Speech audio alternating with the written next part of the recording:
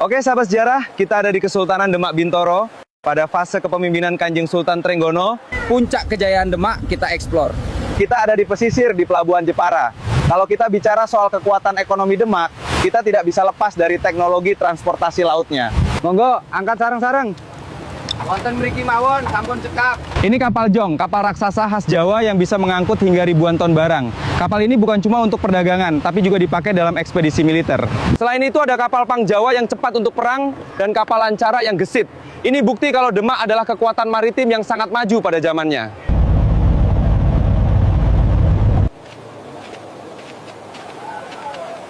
Kita ada di gudang penyimpanan komoditi. Di sini ada beras sebagai komoditas utama dari daerah pedalaman seperti Pati, Kudus, dan Rembang, diikuti rempah-rempah dan kain tenun Jawa. Sedaya barang dipun kumpulaken wonten ing gudang pelabuhan, saderengipun dipun kirim dhateng maneka warni wilayah kados Malaka, Aceh, malah dumugi Maluku.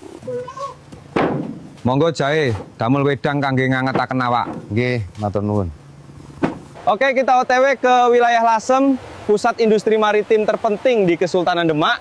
Di zaman ini naiknya kapal.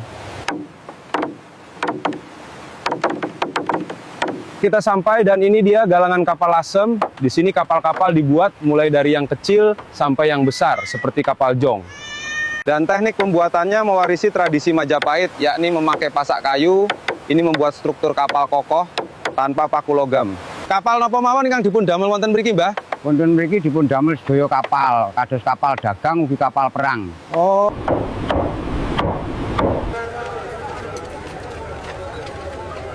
Kita di pasar pelabuhan, di sini sistem ekonomi Demak berjalan.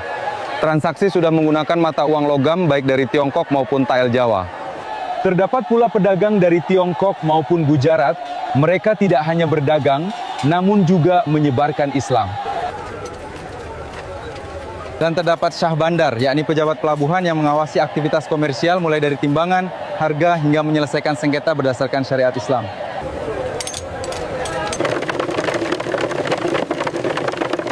Sekarang kita di Madiun, sebuah wilayah strategis yang ditaklukkan Sultan Trenggono. Wilayah ini tanahnya sangat subur karena dilalui oleh sungai berantas. Di sini, beras diproduksi dalam jumlah besar untuk memenuhi kebutuhan negara dan menjadi komoditas utama dalam perdagangan.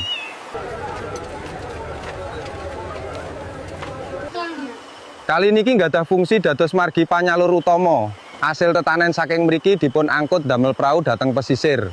Sultan Trenggono tidak hanya berorientasi pada ekspansi wilayah, namun juga memperhatikan penguatan ekonomi.